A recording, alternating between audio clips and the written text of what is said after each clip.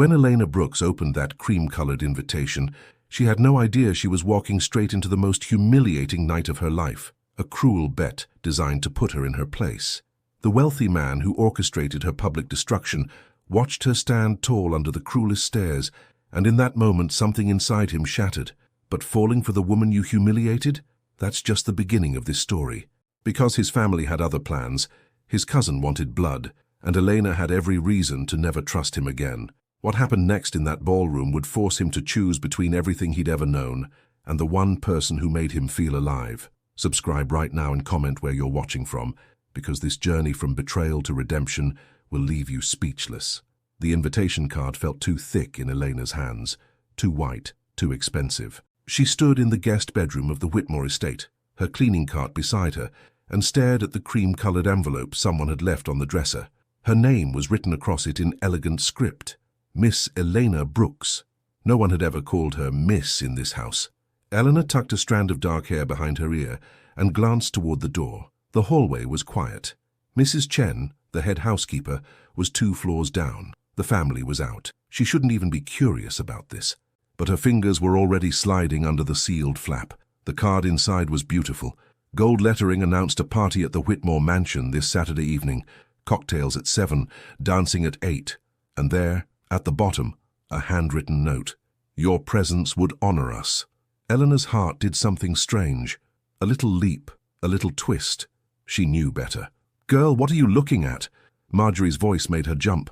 Her friend stood in the doorway, one hand on her hip, her eyebrows raised high.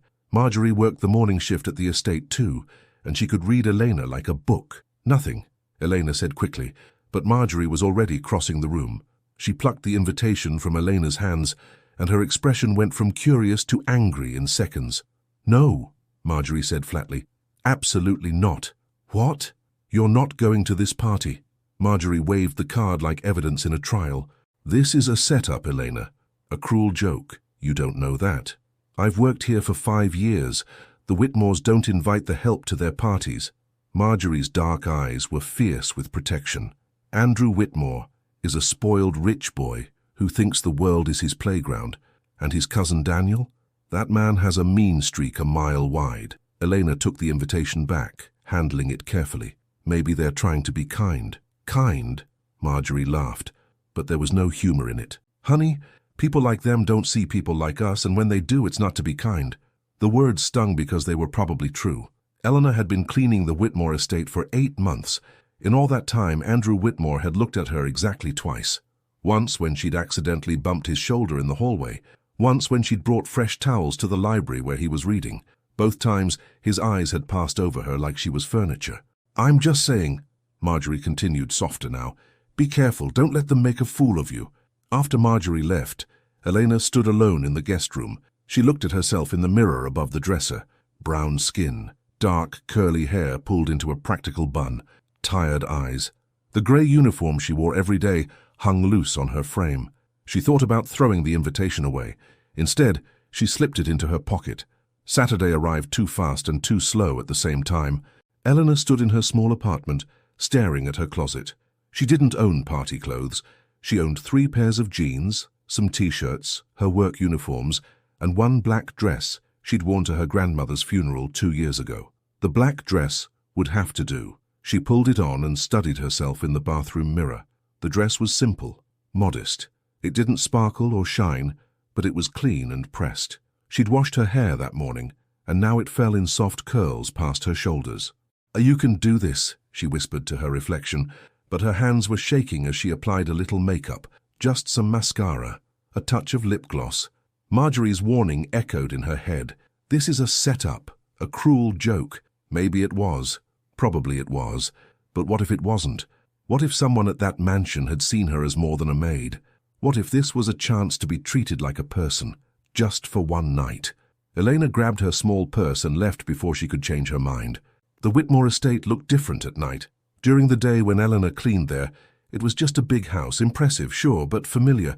She knew which floorboards creaked, which windows stuck, which rooms smelled like lavender, and which ones held that faint scent of old books. At night, though, with lights blazing from every window and cars lining the circular driveway, the mansion looked like something from a fairy tale. the kind of place where magic happened, or where dreams came true. Elena's old Honda looked painfully out of place among the luxury cars. She parked at the far end of the driveway and sat for a moment, gathering her courage. Through the tall windows, she could see people moving inside. Women in glittering dresses, men in dark suits. The sound of music and laughter drifted out into the night. "You don't belong here," a voice whispered in her mind. Eleanor lifted her chin. "Not yet," she said aloud, "but tonight I do." She got out of the car. The walk to the front door felt like miles. Her heels clicked on the stone path. Her heart hammered against her ribs. When she reached the entrance, a man in a server's uniform opened the door with a polite smile. "Good evening," he said. "Good evening," Elena managed, and then she stepped inside. Plotted narrative progression and emotional tension build-up. Good start. I'm establishing Elena's perspective, her doubts, and the setup for the humiliation. I'm using simple language and short sentences with good rhythm. Now I need to continue with her arrival at the party and the reactions she gets. Let me continue building the tension. The mansion's grand foyer took her breath away. She'd cleaned this space dozens of times, but she'd never seen it like this. Candles flickered in crystal holders. Fresh flowers exploded from tall vases. The marble floors gleamed like water, and everywhere, people. Conversations buzzed around her. Champagne glasses clinked. Women's perfume mixed with men's cologne, creating a cloud of expensive scents. Elena stood frozen just inside the doorway, suddenly aware of how plain her dress was, how simple her shoes were, how different she was from everyone here. A woman in a red dress glanced her way. Her eyes swept over Eleanor from head to toe. Then she leaned toward her companion and whispered something. They both looked at Eleanor. They both smiled. Not kind smiles. Eleanor's stomach twisted. She forced herself to move forward into the crowd. The conversations around her didn't stop exactly, but they changed, became quieter, more pointed. "Is that the maid? Oh my God, she actually came." The words hit like small stones. Elena kept walking, her head high even as her cheeks burned. She didn't know where she was going, just away from the entrance, deeper into the party. The ballroom doors stood open ahead. More lights, more music, more people. Elena took a breath and stepped through. The room fell silent, not completely. The music kept playing, but the conversation stopped like someone had flipped a switch. Dozens of faces turned toward her. Dozens of pairs of eyes studied her, and then the whispers started. "She's wearing her work uniform underneath, isn't she? Someone should tell her this isn't a charity event." How embarrassing. Eleanor's feet wanted to run. Her whole body wanted to turn and flee back to her car, back to her apartment, back to the small, safe world where she understood the rules. But she didn't run. She couldn't, because running would prove them right. It would confirm that she didn't belong, that she was exactly what they thought she was, just a maid, just someone to laugh at. So Elena stood still. She lifted her chin higher. She met the stares with steady eyes, even as her heart broke into smaller and smaller pieces. Across the room, a man was watching her. Andrew Whitmore stood near the fireplace, a glass of whiskey in his hand. He wore a perfectly tailored black suit. His brown hair was styled with casual precision. He looked like he'd been born in this ballroom, surrounded by wealth and beauty and privilege. Their eyes met. Elena expected him to look away, to smirk, to join in the mockery. Instead, something flickered across his face. Surprise, maybe, or confusion. "My dear," a voice said beside her. Elena turned. An elderly woman with kind eyes and silver hair smiled at her warmly. The woman wore a blue dress that probably cost more than Elena's entire wardrobe, but her expression held genuine kindness. "What a lovely dress," the woman said clearly, loudly enough for others to hear. "Simple elegance is so rare these days. Everyone thinks they need to look like a chandelier." Elena's throat tightened. "Thank you," she whispered. "I'm Margaret Chen," the woman continued. "Mrs. Chen's mother, actually. I believe you work with my daughter." Recognition dawned. Elena had seen photos of Mrs. Chen's mother in the head housekeeper's office. "Yes, ma'am, I do. She speaks very highly of you." Margaret patted Elena's arm. "Come, let's get you some champagne. You look like you could use it." The older woman's kindness created a small shield around Elena. A few people nearby nodded respectfully at Margaret. The cruel whispers faded to background noise, but Elena could still feel the stares, still sense the judgment hanging in the air like smoke. A burst of loud laughter came from across the room. Daniel Whitmore, Andrew's cousin, stood with a group of young men, All of them were looking at Elena. Daniel said something else, too quiet for her to hear, and the group laughed harder. Heat flooded Elena's face. She knew laughter like that. Had heard it before, in school, in other jobs, in 100 small moments that taught her she would always be on the outside looking in. Ignore them, Margaret said firmly. Small minds make small jokes. But ignoring them was impossible. Daniel was walking over now, his friends trailing behind him like shadows. He had the same confident stride as Andrew, but where Andrew's expression had been unreadable, Daniel's was pure amusement. "Well, well," Daniel said as he approached. His smile was sharp. "Eleanor, isn't it? I'm so glad you could join us tonight." "Thank you for having me," Eleanor said quietly. "Oh, we insisted." Daniel's eyes gleamed with something mean. "After all, it's important to diversify our gatherings, don't you think?" The word diversify hung in the air. The way he said it made it sound dirty, made it sound like Elena was a charity case, a token, something to be displayed and discussed. Margaret's grip tightened on Elena's arm. "Daniel, don't you have somewhere else to be? Just being a good host, Aunt Margaret." Daniel's smile didn't waver, making sure all our guests feel welcome, even the unexpected ones. Elena's hands curled into fists at her sides. She wanted to say something cutting, something smart, something that would wipe that smug look off his face, but words failed her. They always did when she needed them most. Instead, she just looked at him, really looked at him. Let him see that she understood exactly what he was doing, that his cruelty wasn't clever or subtle. It was just sad. Daniel's smile faltered for a second. Then Andrew Whitmore was there, stepping between them. "Daniel," Andrew said coolly, "Mother's looking for you. Something about the caterers." "I'm sure she can manage," Daniel replied, but his confidence had slipped a notch. "She was very specific about wanting you, right now." Andrew's voice carried authority, the kind that came from being the heir to the Whitmore fortune. Daniel's jaw tightened. For a moment Elena thought he might argue, but then he shrugged and walked away, his friends following. Andrew turned to Elena. Up close, he was taller than she'd realized. His eyes were blue-gray like a winter sky, and right now they held something that looked almost like apology. "I'm sorry about that," he said. Elena didn't know how to respond. Was he sorry for his cousin's behavior, or sorry that she'd come at all? "The invitation," she started, her voice small. "Was it a misunderstanding?" Andrew said quickly. Too quickly. "But you're welcome here." "Of course you are." "A misunderstanding." The word felt like ice water down her back. Margaret made a small sound of disapproval beside her, but Andrew was already addressing the room. He raised his glass, and conversations died down again. "Everyone," Andrew said, his voice carrying easily across the ballroom, "I'd like to say a few words about tonight." Elena wanted to disappear, wanted the floor to open up and swallow her whole. "We live in a world that's often divided by walls we don't even see," Andrew continued. He was looking at Elena now, and she couldn't tell if he was helping or hurting. Tonight was meant to be a test, a way to see if we could look beyond those walls, beyond our assumptions. A test. The word made Elena's stomach turn. "And I'm pleased to say," Andrew went on, "that some of us have passed. Miss Brooks has shown more grace and dignity tonight than many people show in a lifetime." There was scattered applause. Some of it sounded genuine. Most of it sounded awkward.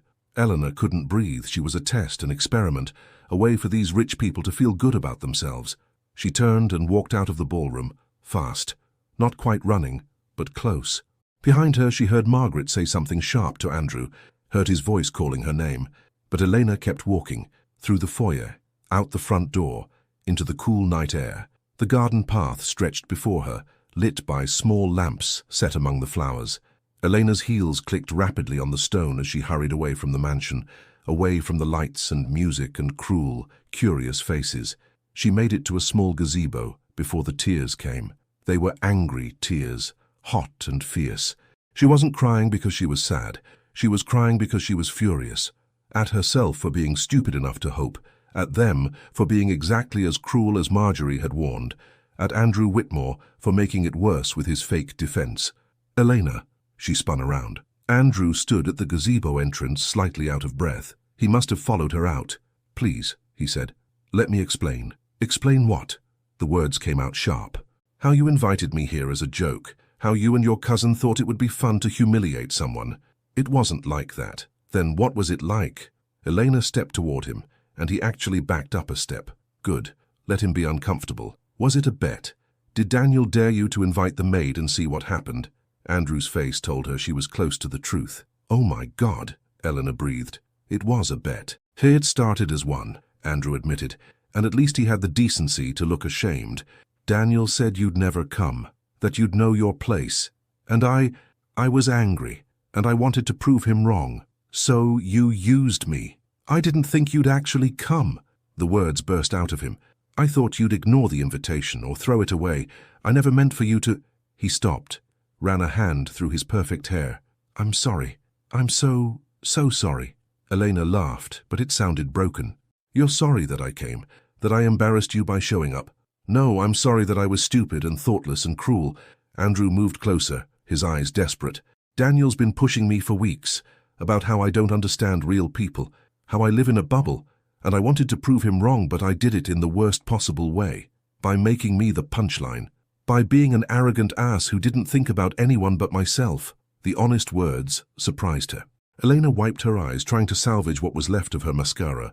You were different in there, Andrew continued quietly. The way you stood up to all those stares, the way you held your head high. I've never seen anyone...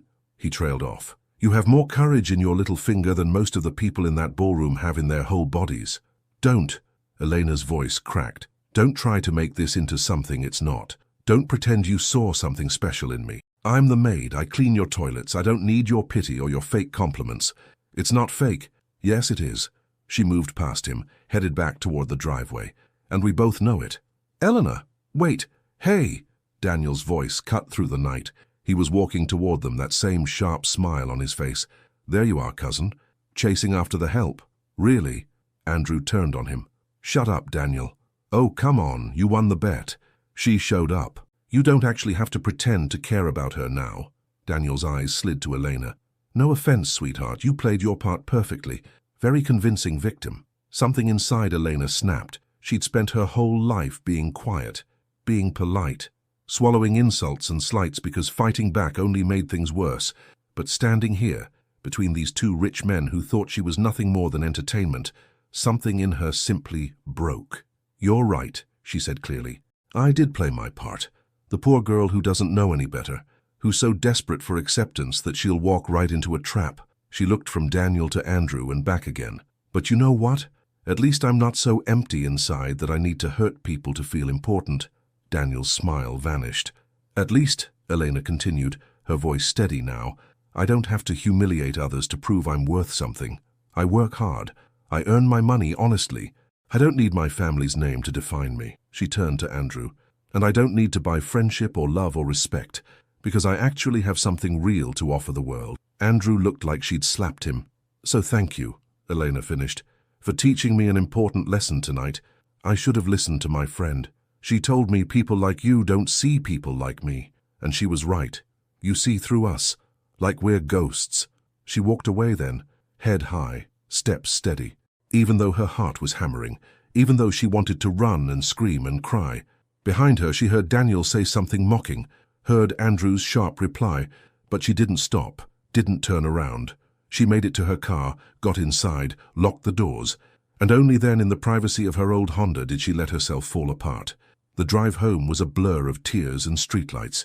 Elena's hands shook on the steering wheel. Her breath came in short, sharp gasps.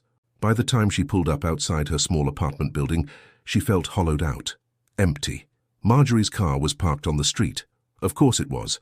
Marjorie had probably been waiting for hours, knowing Elena would need her. Elena climbed the stairs to her second-floor apartment.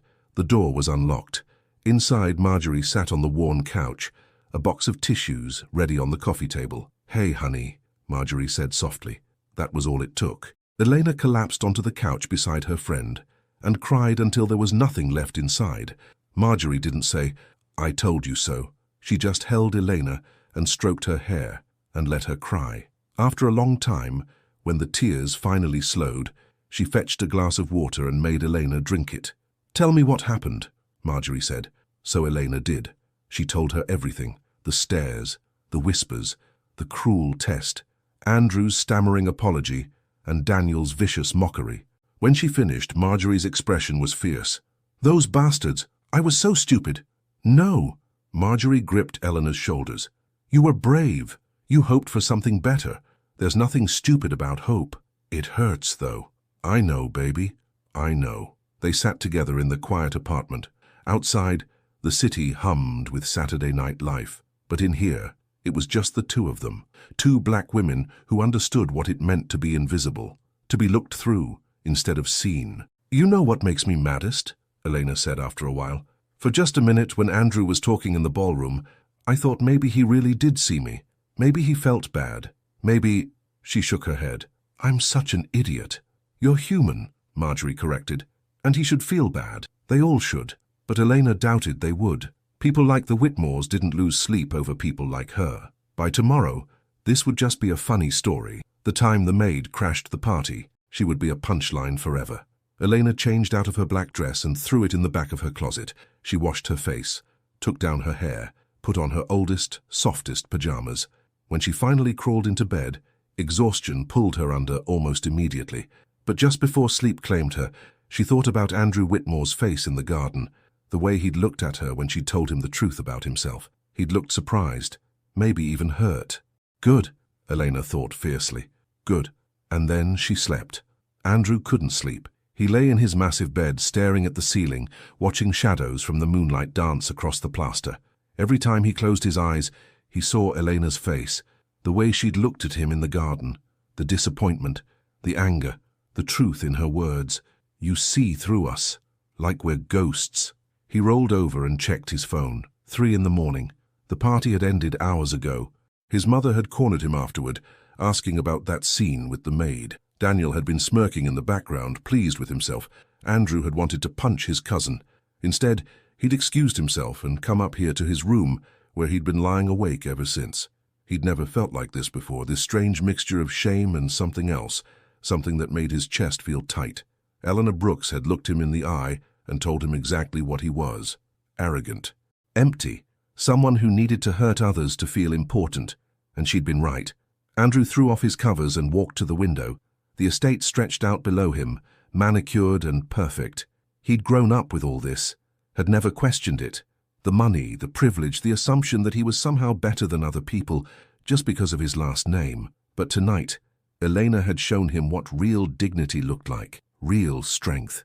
She'd walked into a room full of people who wanted to laugh at her, and she'd held her head high anyway.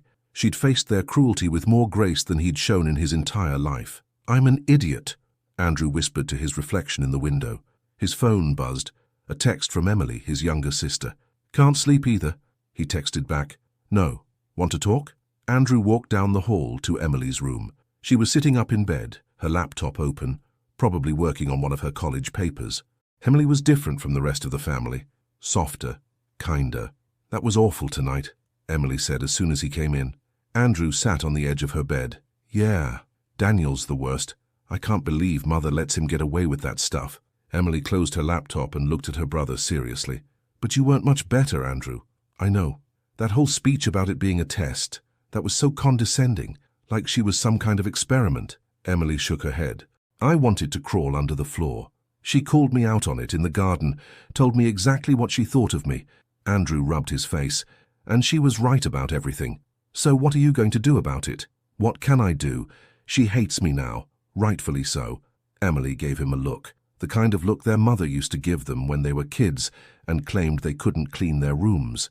You can apologize, for real this time, not some public speech that makes you look good. An actual, private, sincere apology. She won't want to hear it. Maybe not, but you should try anyway. Emily pulled her knees up to her chest. Andrew, I saw how you looked at her tonight, before Daniel made his stupid joke, when she first walked into the ballroom. How did I look at her? Like you'd never seen anyone before. Andrew wanted to deny it, but he couldn't, because Emily was right. When Eleanor had stepped into that ballroom, something had shifted in the air, or maybe in him. She'd been so beautiful. Not in the flashy way the other women were beautiful. With their designer dresses and professional makeup, Eleanor's beauty was quieter, more real. And when she'd stood there facing all those cruel stares, refusing to run or cry or apologize for existing, Andrew had felt something crack open inside his chest. Go to her, Emily said softly. Tomorrow. Tell her you're sorry, really sorry. And maybe try to understand why what you did was so wrong. I think I already understand that part. Do you? Because you grew up in this. Emily gestured around at her bedroom, which was bigger than most people's apartments. You've never had to fight for respect, never had to prove you deserve to exist in a space.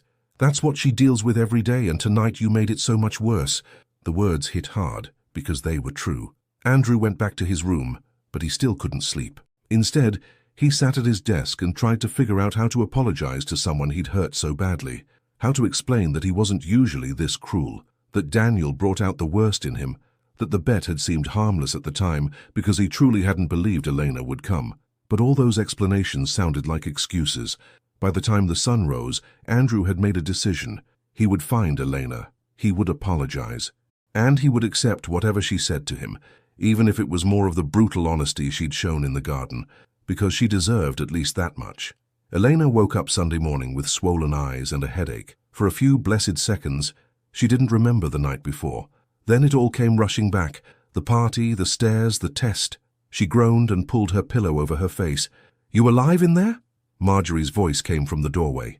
"No," Elena mumbled through the pillow. "I made pancakes, your favorite, with the chocolate chips." That was enough to make Elena lower the pillow. Marjorie stood there in her pajamas, holding a plate piled high with golden pancakes. The smell of chocolate and maple syrup filled the apartment. "You stayed over?" Elena asked. "Course I did. You think I was going to leave you alone after that mess?" Marjorie set the plate on Elena's nightstand. "Now eat. Then we're going to watch terrible movies and forget all about the Whitmores." It was a good plan. Elena ate her pancakes. She showered and put on comfortable clothes. She and Marjorie settled on the couch with a stack of old romantic comedies, the kind where everything worked out perfectly in the end. But Elena couldn't focus. Her mind kept drifting back to the party, to Andrew's face in the garden, to the way his voice had cracked when he'd apologized. "I'm sorry that I was stupid and thoughtless and cruel." At least he'd admitted it. That was more than Daniel would ever do. "You're thinking about him," Marjorie said during a commercial break. "No, I'm not." "Liar. You get this look, like you're trying to solve a puzzle." Elena sighed.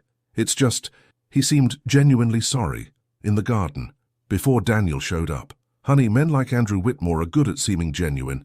That's how they get away with everything." Marjorie pointed at her with the remote. "Don't let a pretty face and some guilt make you forget what he did. I know you're right." But as the day wore on, Elena couldn't shake the memory of Andrew's expression, the shame in his eyes, the way he'd looked when she told him he was empty inside. He'd looked hurt, like maybe, just maybe, her words had actually reached him. "Stop it," Elena told herself firmly. "He doesn't care. He's probably already forgotten about you." Except she didn't quite believe that. Monday morning, Elena almost called in sick to work, but she needed the money and Mrs. Chen was counting on her, so she dragged herself out of bed, put on her uniform, and drove to a different estate on the other side of town. She was relieved not to be at the Whitmore mansion. She couldn't face those hallways, those rooms, the memories of Saturday night. Tuesday was the same, a different house, different rich people who barely noticed her. Wednesday morning, Mrs. Chen called. "Eleanor, I need you at the Whitmore estate today. 2 of the regular girls called in sick." Elena's stomach dropped. I don't think that's a good idea. I know what happened Saturday night." Mrs. Chen's voice was kind but firm. "My mother told me, and I'm sorry, but I still need you. The estate is too big for me to handle alone." Eleanor closed her eyes. "Okay, I'll be there." She drove to the mansion with dread sitting heavy in her chest. But when she arrived, Mrs.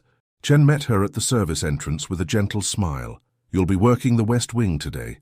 The family is all in the East Wing. You won't see anyone." "Thank you," Eleanor whispered.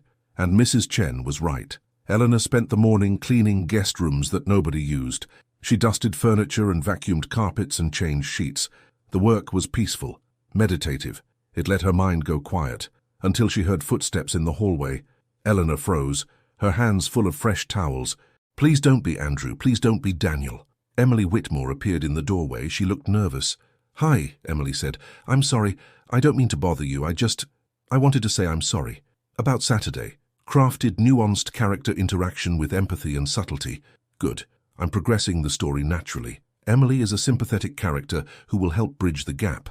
I need to keep the dialogue natural and show Elena's guardedness while also showing Emily's genuine kindness." Elena didn't know what to say. Emily hadn't been cruel at the party. She'd mostly stayed quiet, looking uncomfortable. "It wasn't your fault," Elena finally said. "No, but I didn't stop it either. I should have said something, done something." Emily stepped into the room. Daniel's always been a jerk, but Andrew, he's usually better than this.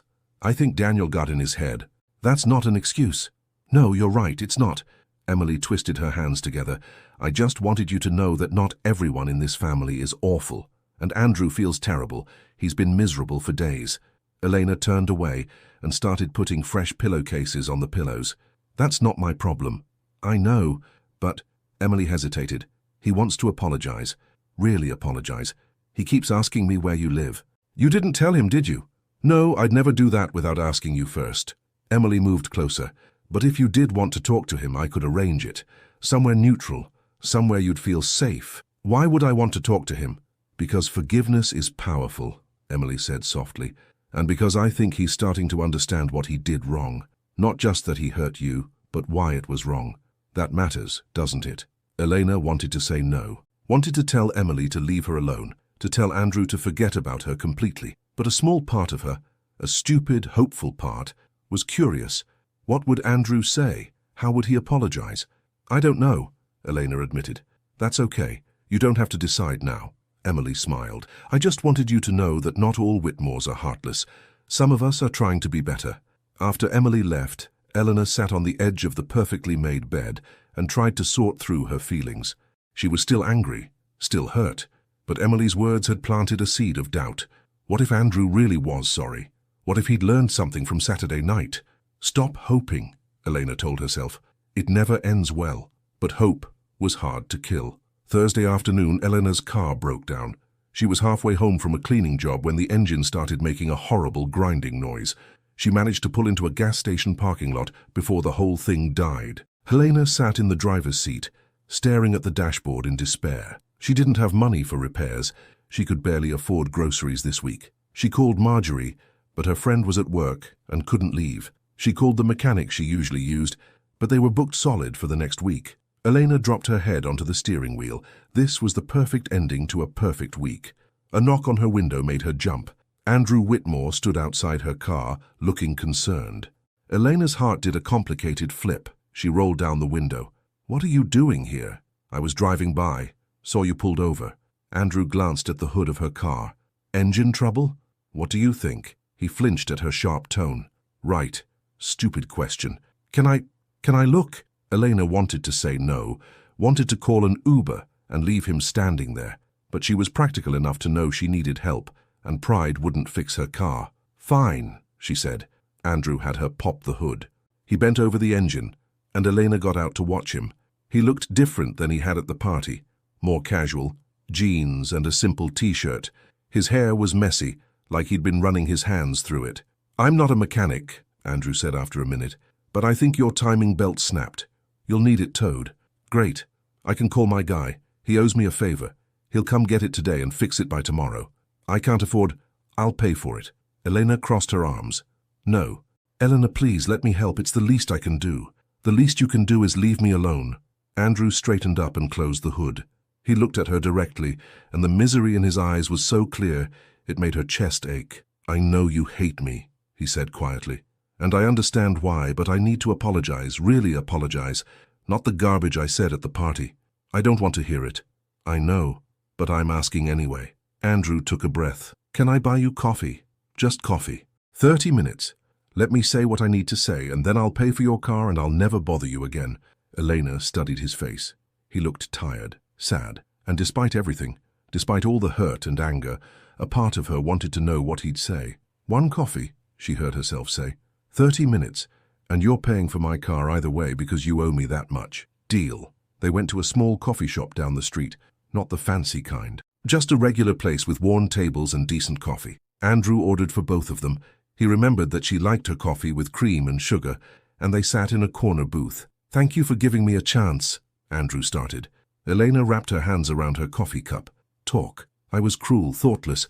I treated you like a joke, like you weren't a real person with real feelings. Andrew's voice was steady, but his hands shook slightly. I grew up with everything. Money, privilege, opportunities. And somewhere along the way I started thinking that made me better than other people. That's not an apology. That's an explanation. You're right. I'm sorry. I'm so sorry, Elena. For the bet. For the invitation. For humiliating you in front of all those people. He leaned forward. But mostly I'm sorry for not seeing you. You were right. We look through people. We treat them like they're invisible. And that's wrong. It's cruel. And I'm done being that person. Eleanor wanted to stay angry, wanted to hold on to her hurt like a shield, but his words felt genuine, real. Why do you care? She asked. You could just forget about this. Move on with your life. Because I can't stop thinking about what you said to me in the garden, about being empty inside, about needing to hurt people to feel important. Andrew's eyes held hers. You were right. And I hate that you were right. I hate who I've been, who I've let myself become. So this is about you feeling better, about easing your guilt. No, maybe. I don't know. He ran a hand through his hair. I just know that since Saturday night, nothing feels right. I look at my life, my friends, my family, and all I can see is how shallow it all is, how meaningless. Eleanor took a sip of her coffee. It was good, warm, comforting. What do you want from me, Andrew? A chance to be better, to prove I'm not just what you saw at that party. He paused. And maybe I'd a chance to know you, the real you, not the maid, not the punchline to a joke, just Elena. Her heart did that complicated flip again. Why? Because when you walked into that ballroom, something changed. I saw you, really saw you, and you were the most real person in that entire room. Andrew's voice dropped. You were brave and honest, and you didn't apologize for existing, and I haven't been able to stop thinking about it. Eleanor set down her coffee cup carefully. You hurt me. I know. You made me feel small and stupid for hoping I could be treated like a person. I know, and I'm sorry. I'll say it as many times as you need to hear it. They sat in silence for a moment. Outside the window, the world went about its business. People walked by, cars drove past. Life continued, indifferent to the complicated conversation happening in this small coffee shop. I don't trust you, Elena finally said. I understand, and I don't know if I can forgive you. That's fair. But, she took a breath, I appreciate the apology. The real one. Andrew's face lit up with hope. Does that mean you'll give me a chance? I didn't say that. But you didn't say no. Eleanor almost smiled, almost. Fix my car, that's step one. Already done. I texted my mechanic while you were in the bathroom. He'll have it ready by tomorrow afternoon. Of course you did. But this time there was no anger in her voice, just resignation, maybe even a hint of amusement. They finished their coffee and Andrew drove her home. When they pulled up outside her apartment building, he turned to her. Can I see you again? He asked. Why? Because 30 minutes wasn't enough. Because I want to know your favorite color and what makes you laugh and what you dream about when you can't sleep. Eleanor's heart hammered. This is crazy. Maybe. But sometimes crazy is good. She got out of the car, then leaned down to look at him through the open door. My favorite color is purple, the deep kind, like twilight. I laugh at stupid puns and videos of cats doing silly things, and when I can't sleep, I dream about having enough money to go back to school and become a teacher. Andrew smiled. A real smile, not the polished one from the party. Purple, puns, teaching. Got it. Good night, Andrew. Good night, Elena. She walked up to her apartment, and for the first time since Saturday night, she felt something other than hurt. She felt curious. Andrew called the next day, and the day after that. Short calls, just checking in, asking how she was doing, telling her about his day. Elena kept the conversations brief, polite, but she didn't hang up on him. On Sunday, he showed up at her apartment with groceries. What is this? Elena asked, staring at the bags in his arms. You mentioned you were worried about affording groceries this week because of the car repair. Andrew looked almost shy. So I thought I'd help. Andrew, it's not charity. It's me trying to be a better person. Please let me. Eleanor sighed and let him in. They unpacked the groceries together and somehow it felt intimate, domestic. He'd bought all healthy stuff, fresh vegetables, good bread, real butter instead of margarine. How did you know what to get? Eleanor asked. I called Emily. She called Mrs. Chen, who probably called Marjorie. So basically I had a whole network of women making sure I didn't screw this up. Elena laughed. She couldn't help it. The image of Andrew nervously consulting 3 different women about groceries was too funny. There it is, Andrew said softly. What? Your laugh. It's even better than I imagined. Eleanor felt her cheeks warm. Stop it. Stop what? Being charming. I'm still deciding if I like you. Fair enough. Andrew finished putting away the last of the groceries. So can I take you to dinner, a real date? That's moving fast. We can move slow, coffee again, or a walk. Whatever you're comfortable with. Eleanor considered. He'd been trying so hard. The apology, the car repair, the groceries, and he hadn't once acted like she should be grateful, like she owed him anything. A walk, she decided. Tomorrow. In the park. Perfect. After he left, Elena called Marjorie. "I went on a not date with Andrew Whitmore," she said as soon as her friend picked up. "Girl, what?" Elena told her everything. The broken car, the coffee shop, the groceries, the upcoming walk in the park. "He's trying," Elena finished. "Really trying, and I don't know what to do." "Do you like him?" Marjorie asked. "I don't know. Maybe. Is that stupid?" "It's not stupid, but it's risky." Marjorie was quiet for a moment. "Just be careful, Elena. Men like him come from a different world. And when things get hard, they can go back to that world. But you're stuck in the real one." "I know. But if he's really changed, if he's really trying to be better, then maybe he deserves a chance." That night, Elena lay in bed and thought about Andrew, about the way his hands had shaken when he'd apologized, about the genuine smile when she'd told him her favorite color, about the possibility that maybe, just maybe, people could change. And for the first time in a week, Elena let herself hope. The park was beautiful on Monday afternoon. Spring flowers bloomed along the pathways. Children played on the swings. Couples walked hand in hand, and Elena tried not to think about how she and Andrew might look to strangers. A rich white man and his maid. That's what people would assume. "You're thinking too hard," Andrew said beside her. "I can practically hear your thoughts." Elena glanced at him. He wore jeans again and a simple green shirt that made his eyes look more grey than blue. Normal clothes, like he was trying to blend in. "I'm just wondering what people see when they look at us," she admitted. "Does it matter?" "It might. Eventually." Andrew was quiet for a moment. Then he said, "I see a woman who's stronger than anyone I've ever met, who told me the truth when I needed to hear it, who makes me want to be better. That's a lot of pressure to put on one person." "I'm not putting it on you, I'm putting it on myself," he smiled. "You just inspired it." They walked in comfortable silence for a while. Elena found herself relaxing. It was easier out here, away from the mansion and the memories. Just two people walking through a park on a pretty day. "Tell me about teaching," Andrew said. "You mentioned wanting to go back to school. I had 2 years of college, education major, but then my mom got sick, and I had to drop out to help with bills." Elena kicked at a pebble on the path. "She died 3 years ago. I always meant to go back, but money's tight, and the longer I wait, the harder it seems." "What would you teach?" "Elementary, 3rd or 4th grade. That age when kids are still excited about learning, when they think everything is possible." Elena smiled. "I want to be the teacher who makes them believe they can do anything."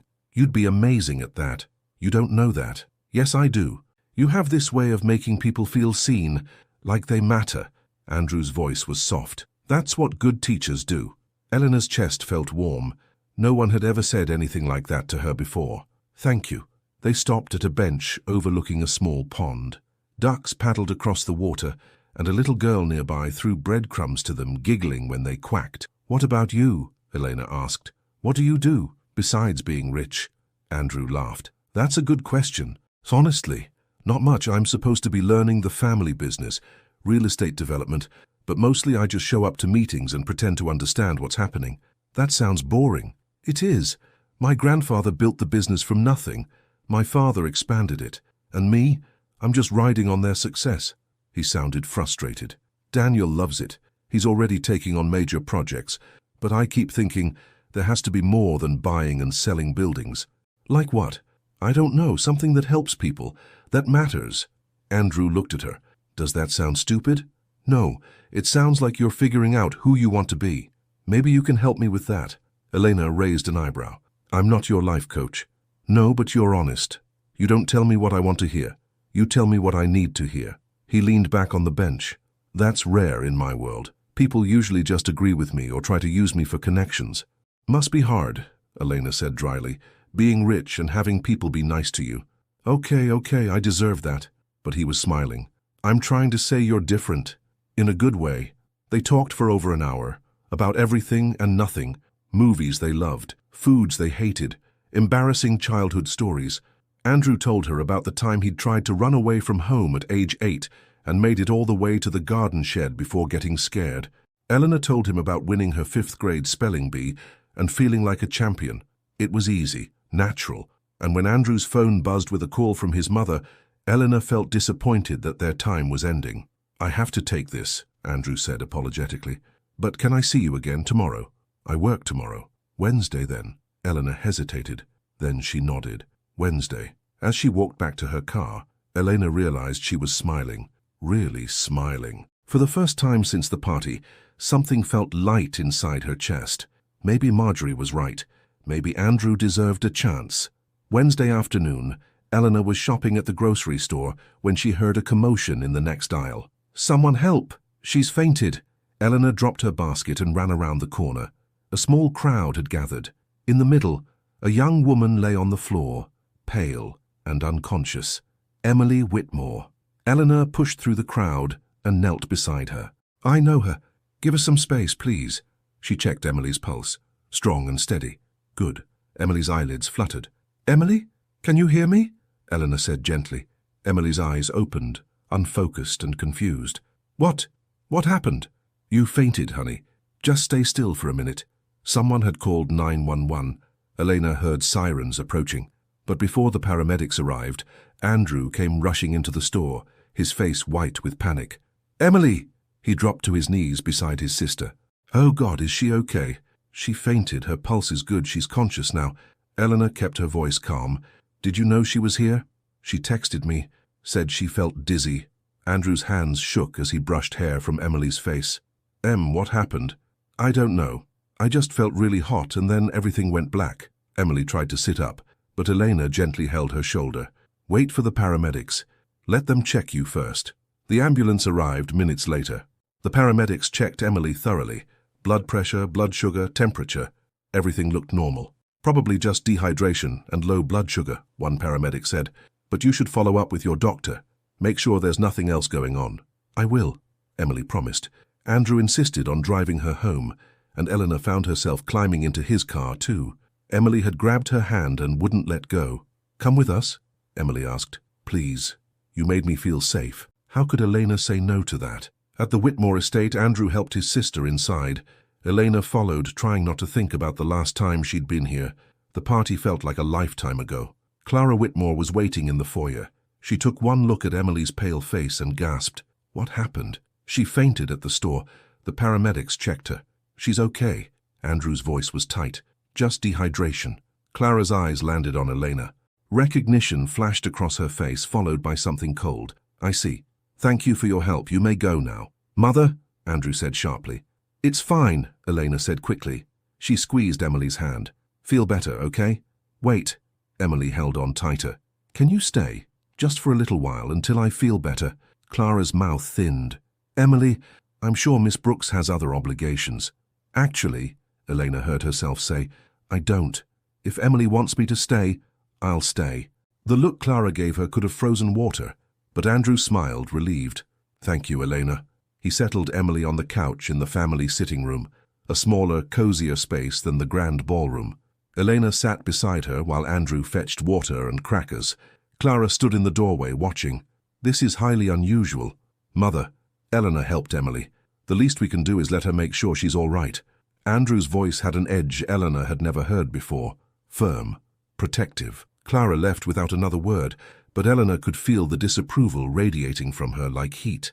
Don't mind her, Emily said softly. She's just particular. You mean she doesn't like me? Eleanor said. She doesn't like anyone who isn't from her world. Emily sipped her water. But I like you, and Andrew clearly likes you. That's what matters. Eleanor felt her cheeks warm. I should check on you. How are you feeling? Any dizziness? No, I feel better now. Just tired. Emily leaned her head back against the couch. Thank you for helping me. You didn't have to. Of course I did. You needed help. Most people would have just called for someone and walked away. I'm not most people. Emily smiled. That's why Andrew likes you. Over the next hour, Emily's color returned. She ate crackers, drank juice, talked and laughed with Elena about everything from college classes to terrible reality TV shows. Andrew watched them with an expression Elena couldn't quite read. Soft, grateful. When Elena finally said she needed to leave, Andrew walked her to her car. Thank you, he said, for helping Emily, for staying. She's sweet. I like her. She likes you too, which is good because she's the only one in my family whose opinion I trust. Andrew stepped closer. Elena, can I take you somewhere? Tomorrow? I want to show you something. What kind of something? A place that matters to me. Where I go when I need to think. He looked almost nervous. It's private, quiet, just us. Elena knew she should say no. They were moving too fast, getting too close, but looking at Andrew's hopeful face, she found herself nodding. Okay, tomorrow. Andrew picked her up Thursday evening in his car, a nice one but not flashy. He drove them out of the city, into the countryside, and Elena watched the landscape change from buildings to fields to forest. "Where are we going?" she asked. "You'll see." He turned onto a small dirt road that wound through trees. After a few minutes, the trees opened up to reveal a lake. The water was perfectly still, reflecting the sky like a mirror. A small dock stretched out over the water, and wildflowers grew along the shore. "This is my grandfather's land," Andrew said as they got out. "He bought it 50 years ago, before he made his fortune. He always said this place reminded him where he came from." They walked out onto the dock. The sun was setting, painting the sky in shades of orange and pink and purple. Elena's favorite color, twilight purple. "It's beautiful," she breathed. "I used to come here as a kid when things got overwhelming, when my parents fought, when school was too much, when I felt like I was drowning in expectations." Andrew sat down on the dock, his legs dangling over the edge. "I've never brought anyone else here." Elena sat beside him. "Why me?" "Because you're the first person who's felt real in a long time. Everyone else in my life wants something from me, money or connections or status. But you?" He looked at her. "You just want me to be honest, to be better. That's all." "That's not all I want," Elena admitted softly. "What else?" She didn't answer with words. Instead, she leaned closer and let him see the truth in her eyes, that she was scared, that this was crazy, that she was starting to trust him anyway. Andrew reached up and tucked a curl behind her ear. His fingers lingered on her cheek. "Elena, don't talk," she whispered. And then she kissed him. It was soft at first, gentle. His lips were warm and he tasted like the mint gum he'd been chewing in the car. Elena's heart raced. This was real, this was happening. Andrew's hand came up to cup her face. The kiss deepened, and Elena felt something in her chest unfold, something that had been locked up tight since the party, maybe even longer. Hope, real hope. When they finally pulled apart, both breathless, Andrew pressed his forehead to hers. "I'm falling for you," he said quietly. "I know it's fast. I know it's complicated, but I need you to know." Elena's throat felt tight. "I want to believe you. I want to trust this. But I'm scared. Your world and mine are so different, and when things get hard, and they will get hard, I don't know if you'll choose me or choose the easy path. I'll choose you. You say that now." "I mean it." Andrew pulled back to look at her directly. "Elena, you changed something in me. That night at the party when you called me out for being empty, you were right. I was empty, but now I'm not. And it's because of you.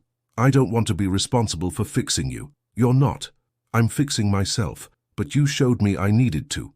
They sat together as the sun finished setting. The lake turned dark and mysterious. Stars began to appear overhead, and Elena leaned against Andrew's shoulder, letting herself feel the moment. "What happens next?" she asked eventually. "I guess we figure it out together." Andrew drove her home as the moon rose. At her apartment, he kissed her goodnight, soft and sweet and full of promise. Elena floated up the stairs to her apartment. Marjorie was waiting inside, one eyebrow raised. "Girl, you are glowing," Elena laughed. "I kissed him. I can see that. How was it?" "Perfect. Scary. Wonderful." Elena collapsed on the couch. "I'm in trouble, aren't I?" "Big trouble," Marjorie agreed. "But maybe the good kind." The next morning, Elena woke to a text from Andrew. "Good morning.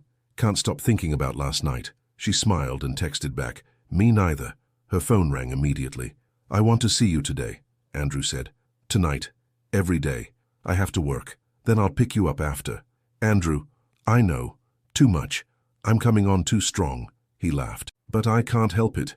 You make me happy." "You make me nervous," Elena said honestly. "Good nervous or bad nervous?" "I'm not sure yet." They made plans for Saturday. A real date. Dinner at a nice restaurant.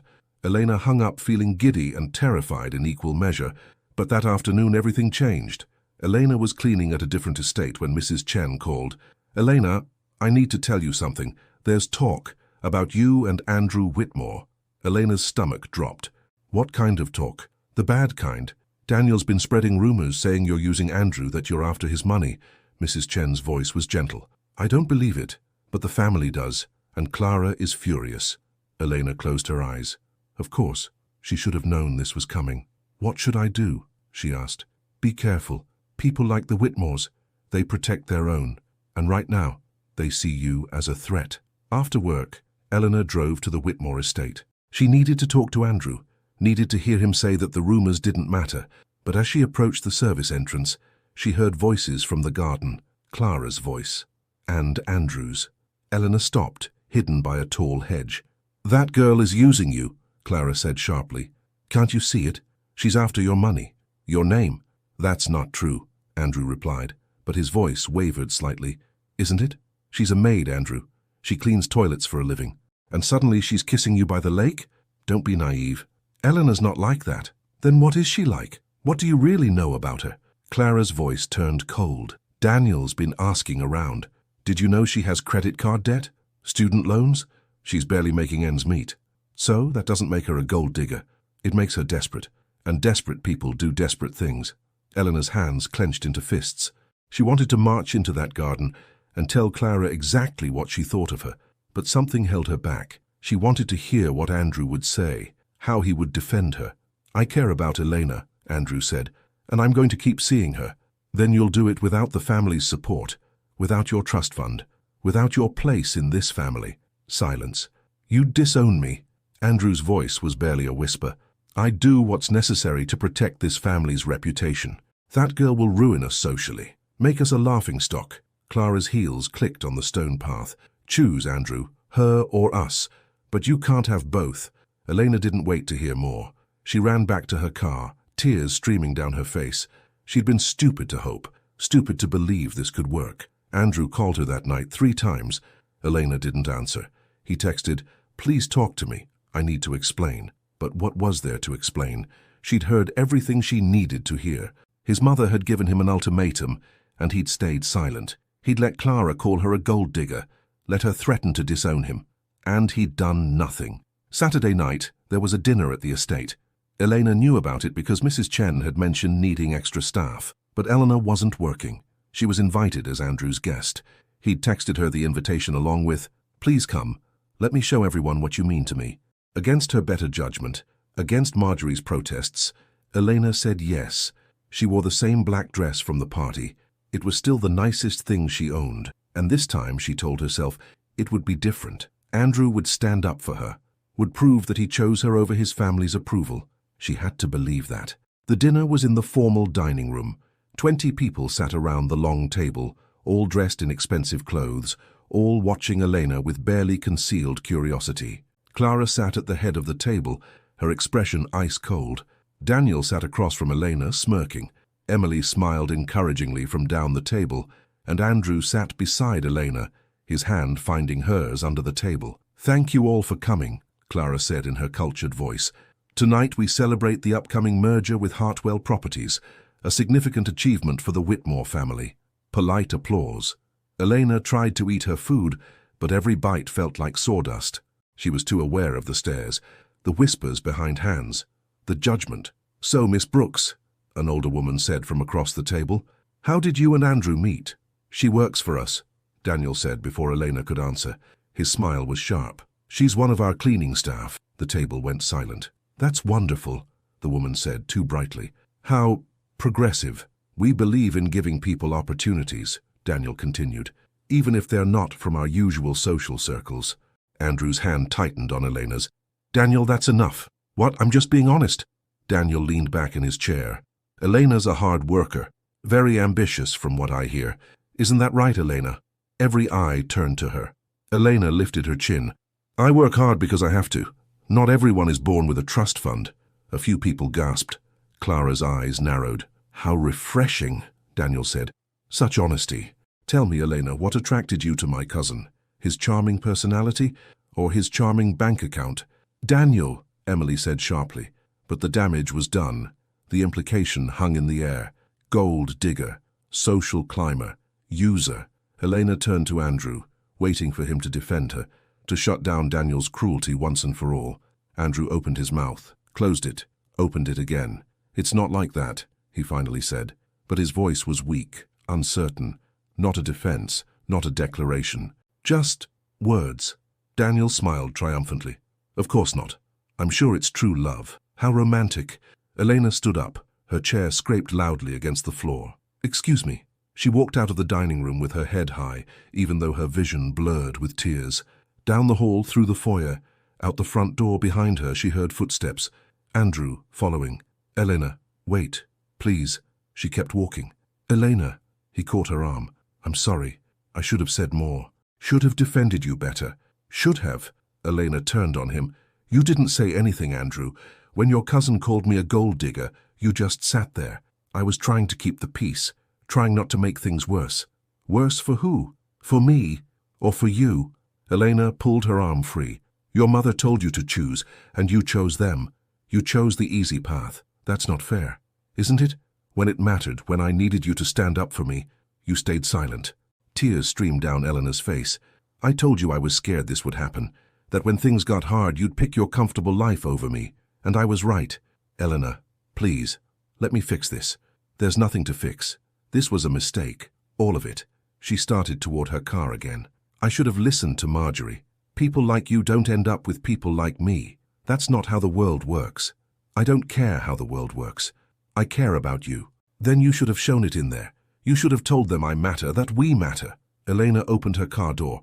But you didn't, and that tells me everything I need to know. Don't do this. Don't end this. You ended it, Andrew, the moment you stayed silent. Eleanor got in her car and drove away. In her rearview mirror, she saw Andrew standing in the driveway, alone. She cried the whole way home. Cried for being stupid enough to hope. Cried for believing things could be different. Cried for the beautiful moments by the lake that now felt like lies. Marjorie was waiting like always. She held Elena while she sobbed, made tea. Didn't say, I told you so, even though she had every right to. Men like him don't change, Elena said through her tears. Not really. Some do, Marjorie said softly, but only if they want it bad enough, only if they're willing to fight for it. He's not willing. When it mattered, he chose them. And that, Elena thought as she cried herself to sleep, was the truth. Andrew Whitmore had shown his true colors, and they weren't the colors of someone who would fight for her. They were the colors of someone who would always take the easy way out. Andrew didn't sleep that night, or the next night, or the night after that. He lay in his bed and replayed the dinner over and over. Eleanor's face when Daniel had called her ambitious, the way she'd looked at Andrew, waiting for him to defend her. The moment he'd seen her hope die. When it mattered, you stayed silent. She was right. He'd been weak, cowardly. He'd let fear of his family's disapproval keep him quiet when he should have been loud, should have been fierce, should have chosen her. Monday morning, Emily knocked on his door. She came in without waiting for an answer and sat on the edge of his bed. You look terrible, she said. Thanks. You messed up, Andrew. Really badly. I know. Do you? Because from where I sat, you let Daniel humiliate the woman you claim to love. You let Mother intimidate you. You let everyone at that table think Elena was exactly what they wanted to think she was. Emily's voice was sharp with disappointment. That wasn't love, that was cowardice. The words hit like punches. I was trying to keep the peace. Whose peace? Not Elena's. Not yours. Emily stood up. You know what I saw Saturday night? I saw a woman who was brave enough to walk into a room full of people who hated her, who held her head high even when they tried to tear her down. And I saw my brother, who talks about being better, do nothing to protect her. What was I supposed to do? Stand up, Emily's voice cracked. Tell them they were wrong. Tell them Elena matters more than their opinions. Tell them you choose her no matter what. Mother threatened to disown me. So what? Emily threw her hands up. You think money matters more than love, more than being a decent human being? Andrew sat up. It's not that simple. Yes, it is. Either you love Elena enough to fight for her, or you don't. There's no middle ground. Emily walked to the door, then turned back. You told me you were falling for her, that she made you want to be better. But wanting isn't enough, Andrew. You have to actually do it. After Emily left, Andrew got up and looked at himself in the mirror. He looked awful, eyes shadowed, hair messy, face drawn. But worse than his appearance was what he saw behind his eyes. The same emptiness Eleanor had called out at the party. The same weakness that had let him hurt her twice now. I'm empty inside, he thought. She was right all along, unless he changed, really changed. Not just wanting to be better, but actually becoming better. Andrew took a shower, got dressed, and then he did something he'd never done before. He walked into his mother's sitting room without knocking. Clara looked up from her tea, surprised. Andrew, we need to discuss. No, you're going to listen. Andrew's voice came out stronger than he expected. I'm in love with Elena Brooks. Don't be ridiculous, you barely know the girl. I know she's kind and brave and honest. I know she makes me want to be a better person. I know that when I'm with her I feel real for the first time in my life. Andrew moved closer. And I know you tried to destroy that because you care more about appearances than you do about me. Clara's face hardened. I care about this family, about our reputation. That girl is using you. She's not. The only person who's ever used me is Daniel, who manipulated me into that stupid bet in the first place. But you don't care about that, because Daniel fits your perfect picture of what this family should be. Daniel understands his responsibilities. Daniel's a cruel bully who gets off on hurting people. Andrew's hands clenched. And I'm done pretending otherwise. I'm done pretending any of this matters. This is your inheritance, your future. Then maybe I don't want it. The words surprised Andrew as much as they surprised Clara. But once he said them, he realized they were true. Maybe I'd rather have nothing and be happy than have everything and be miserable. Clara stood up, her face pale. You don't mean that. I do, and I'm going to prove it. Andrew headed for the door. I'm going to fight for Elena, really fight. Not the half-hearted attempt I made at dinner. I'm going to show her that I choose her over all of this, over the money and the name and the comfortable life. If you do this, there will be consequences. I don't care. Andrew left before his mother could say anything else. His heart was pounding, but he felt more alive than he had in days. Years, maybe. He drove to Elena's apartment and knocked on her door. No answer. He knocked again. Elena, I know you're in there. Please, just give me 5 minutes. The door stayed closed. Andrew sat down in the hallway outside her apartment. Okay, I'll wait. An hour passed. Then 2. Neighbors walked by, giving him curious looks. Andrew didn't move. Finally, the door opened. Marjorie stood there, arms crossed. She doesn't want to see you, Marjorie said. I know, but I'm not leaving until she does. You hurt her. Twice. I know that too, and I'm going to spend the rest of my life making up for it if she'll let me. Marjorie studied him. Pretty words, but Eleanor needs more than words. She needs someone who's willing to put her first, always, even when it's hard. I am. I will. I just need to prove it to her. Then you better be prepared to do more than sit in a hallway. Marjorie started to close the door, then paused. She's working tomorrow, at the Hartwell Mansion, 7 a.m. The door closed. Andrew sat there for another hour, hoping Eleanor would open the door herself. She didn't. Eventually he went home, but he didn't sleep. He spent the night thinking about what he needed to do, how to prove to Eleanor that he'd changed, that he was worth trusting. Tuesday morning at 6:30, Andrew showed up at the Hartwell Mansion. He found Elena in the driveway getting her supplies from her car. She froze when she saw him. What are you doing here? She asked. I came to help. Help with what? Whatever you're doing, cleaning, organizing, I don't care. I just want to be near you. Eleanor's expression was guarded. Andrew, go home. No. I'm working. I don't have time for this. Then I'll work too. Tell me what to do. Elena stared at him. You're serious? Completely. She shook her head, but Andrew caught the smallest hint of softness in her eyes. Fine. You can help me carry supplies, but then you're leaving. Whatever you say. They worked in silence. Eleanor directed him to carry buckets and mops and cleaning products into the mansion.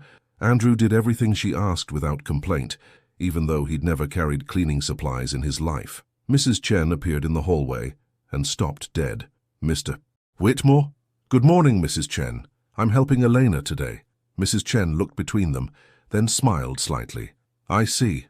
Well, the guest wing needs vacuuming. 3rd floor. Andrew carried the vacuum upstairs. Elena followed, clearly trying not to laugh. You don't know how to vacuum, do you? She asked. I'll figure it out. And he did. Sort of. He pushed the vacuum back and forth, leaving streaks, because he wasn't overlapping the paths correctly. Elena watched for a minute, then sighed and took over. Like this, she said, demonstrating. Slow, even strokes. Overlap by half. Andrew watched carefully. Got it. She handed the vacuum back, and he tried again. Better this time. They worked together for 3 hours. Andrew vacuumed. Elena dusted. He changed sheets while she cleaned bathrooms. It was hard work. Physical work. By 10 a.m., Andrew's back ached, and his hands were sore. But Elena was beside him, and that made everything worth it. During their break, they sat on the back steps of the mansion. Elena drank water. Andrew tried not to stare at her. Why are you really here? Elena asked quietly. To show you I'm serious, that I'm willing to work for this. For us, there is no us. There could be. If you give me another chance. Elena set down her water bottle. Andrew, you failed me. When I needed you most, you weren't there. I know, and I hate myself for it. But I'm different now. I told my mother I choose you. Told her I'd give up everything for you. I don't want you to give up everything. I just wanted you to stand up for me. Then that's what I'll do. Publicly, loudly. I'll tell everyone you matter. That you're not what they think. That loving you is the best decision I've ever made. Elena's eyes filled with tears. Don't say things you don't mean. I mean every word. Andrew moved closer. I love you, Elena. I'm in love with you. And I'm done being afraid of what that means. You can't just... Yes, I can, and I will. I'm going to fight for you, for us. Even if it takes forever. Even if you never forgive me. He took a shaky breath. You deserve someone who sees you. Really sees you. Who celebrates you instead of hiding you. And I want to be that person. I am that person. I just needed to remember how. Elena wiped her eyes. I'm scared. Me too. But maybe that's okay. Maybe being scared means it matters. They sat in silence. Then Elena said, my shift ends at 2. If you're still here, we can talk, really talk. I'll be here. And he was. When Elena finished cleaning, Andrew was waiting on the back steps. They got coffee, the same small shop as before, and talked for hours. Andrew told her about confronting his mother, about Emily's disappointment, about realizing he'd been living a hollow life. Elena told him about crying herself to sleep, about feeling stupid for hoping, about wanting to believe he'd changed, but being afraid to trust it. I need time, Elena said finally. I need to see that this is real, that you're really different. I understand. Take all the time you need. I'm not going anywhere. Over the next week, Andrew showed up everywhere Elena worked. He helped her clean, carried her supplies, made her laugh with his terrible dusting technique. Clara called him daily, furious. Daniel sent mocking texts, but Andrew ignored them all. His focus was Elena. On Friday, Marjorie cornered him outside Elena's apartment. You love her? Marjorie asked bluntly. Yes. Enough to lose everything? Yes. Prove it. Marjorie told him about the upcoming Whitmore Charity Gala, a huge event where all of high society would attend, where Clara would make speeches and Daniel would network and everyone would see what the Whitmore family wanted them to see. Elena's been asked to work it, Marjorie said, as part of the serving staff, and I know that's killing her. Going back to that mansion, being invisible again. Andrew's jaw tightened. She shouldn't have to work it. But she needs the money, so she'll be there, serving drinks to people who think she's nothing. Marjorie looked at him hard. Unless you do something about it, what do you suggest? Show everyone who she really is, what she means to you. Make a statement so big and so public that no one can ignore it. Andrew understood. I'll need Emily's help. Then you better call her. The charity gala was Saturday night. Elena put on the black serving uniform all the staff wore and tried not to think about how much she hated this, hated being back in the Whitmore mansion, hated being invisible again. But she needed the money. So she held her head high and carried trays of champagne through the ballroom where she'd been humiliated months ago. Clara was there, elegant in a silver gown. Daniel stood near the bar, laughing with friends. Emily caught Elena's eye and smiled sadly. Andrew was nowhere to be seen. Of course not, Elena thought. Why would he come? He'd been attentive all week, but this was his world. These were his people. Asking him to choose her in front of everyone was too much. She should have known. Elena was carrying a tray of empty glasses back to the kitchen when the music stopped. She turned, confused. Andrew stood in the center of the ballroom. He wore a simple suit, nothing fancy. And he was holding a microphone. Good evening, he said, his voice carrying across the suddenly silent room.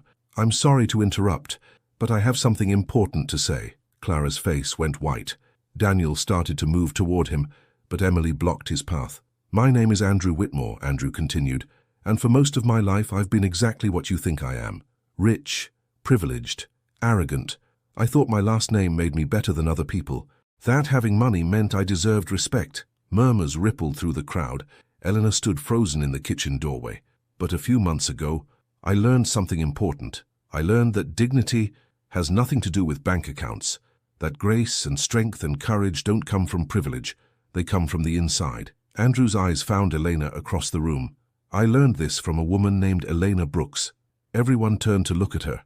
Elena wanted to disappear. Some of you know Elena as our maid, as someone who cleans our houses and serves our drinks, And I'm ashamed to say that's how I saw her too, at first. Andrew moved through the crowd, walking toward her. But Elena is so much more than that. She's smart and kind and brave. She has more integrity in her little finger than most people in this room have in their whole bodies. Andrew, Clara hissed. Stop this. No, Mother. I'm done staying silent. He reached Elena and held out his hand. She didn't take it. I'm done pretending that what we have doesn't matter. I'm done letting people think Elena is anything less than extraordinary. She's using you, Daniel called out. Can't you see it? Andrew turned to his cousin. Actually, Daniel, I'm the one who used her. I invited her to a party as part of your cruel bet. I let her walk into a room where everyone wanted to mock her, and then I sat by while you tried to humiliate her at dinner. The room went completely silent. But Elena, Andrew looked back at her. Elena handled all of it with more grace than I've ever shown. She called me out for being empty, for being weak. And she was right. I was empty. I was weak. But I'm trying to change, trying to be the man she deserves. This is ridiculous, Clara said loudly. Andrew, we'll discuss this privately. No, we'll discuss it now, here, in front of everyone. Andrew's voice was strong, certain, because I want everyone in this room to know that I love Elena Brooks, that she's not using me, that she makes me better and happier and more myself than I've ever been. And if you can't accept that, if you think loving someone outside our social circle makes me less of a Whitmore, then I don't want to be a Whitmore anymore. Gasps echoed around the room. Clara swayed on her feet. You don't mean that. I do. Elena told me once that she has something real to offer the world, and she was right. She offers kindness and honesty and hard work, things that actually matter. Andrew held out his hand to Elena again. Things I want in my life, things I need in my life. Elena's eyes were full of tears, but this time they were different tears. Happy tears, hopeful tears. She took his hand. Andrew pulled her close, right there in front of everyone. I'm sorry I failed you. I'm sorry I let them make you feel small. But I promise you, Elena Brooks, I will never stay silent again. I will never choose comfort over courage. I will always, always choose you. And then he kissed her, in front of his mother, his cousin, all of high society. He kissed her like she was the most precious thing in the world. When they pulled apart, the room was chaos. Some people were applauding, others were whispering furiously. Clara had left, her face a mask of fury. Daniel stood in shock, but Emily was crying happy tears and smiling so wide her face must have hurt. Andrew turned to address the room one more time. If anyone has a problem with me and Elena, you can talk to me about it. But I warn you, I'm done being polite about ignorance. Elena deserves respect, and if you can't give her that, then you don't deserve my time. He led Elena out of the ballroom, past the staring crowd, into the cool night air. Outside, Elena finally spoke. You just blew up your entire life. I know. Your mother's going to disown you. I know. Daniel's probably spreading rumors right now. I know. Andrew cupped her face. And I don't care, because you were right, Elena. When things got hard, I chose the easy path, but not anymore. From now on, I choose you, always you. Elena kissed him again, soft and sweet and full of forgiveness. I love you, she whispered. I tried not to, but I do. I love you too, so much. They held each other under the stars, and for the first time since they'd met, everything felt right. Real. True. What happens now? Elena asked. I don't know, but we'll figure it out together. 2 weeks later, things had changed. Clara had tried to disown Andrew, but his grandfather's trust fund was ironclad. Andrew had access to his money no matter what Clara wanted. She'd settled for not speaking to him instead. Daniel had spread rumors, but Andrew had fought back. He'd gone on social media, written a public statement, made it clear that anyone who disrespected Elena would answer to him. And slowly, surprisingly, people had come around. Not everyone, but enough. Emily had been his champion, telling everyone who would listen that Elena was wonderful, and Andrew was finally happy. Some of the younger generation thought the whole thing was romantic. Old money meeting real love, a fairy tale with a modern twist. The older generation was less impressed. But Andrew didn't care. He and Elena were official now. She'd moved into his apartment, a place he'd bought himself, separate from the family estate. They were building a life together, a real one.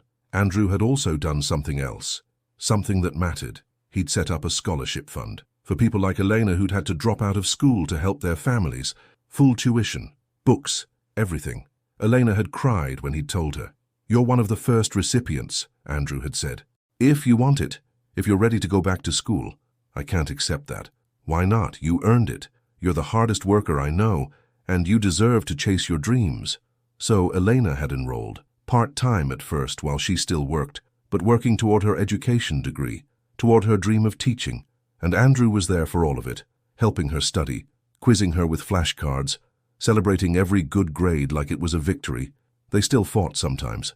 About money, about class, about family, but they worked through it, together. 3 months after the gala, Andrew brought Elena back to the estate. There was another party, but this time it was different. Emily opened the door. "Come in. Everyone's so excited to see you both." Inside, the atmosphere had shifted. Clara was there, still distant, but no longer openly hostile. She'd accepted that Andrew wasn't changing his mind, that Elena was part of his life now. Daniel avoided them both, which was fine with Andrew, but everyone else? They treated Elena like a person, asked about her studies, complimented her dress, made her feel welcome. It wasn't perfect. There were still whispers, still judgment from some corners. But Andrew stood beside Elena the whole night, his hand in hers, his love clear and public and unwavering.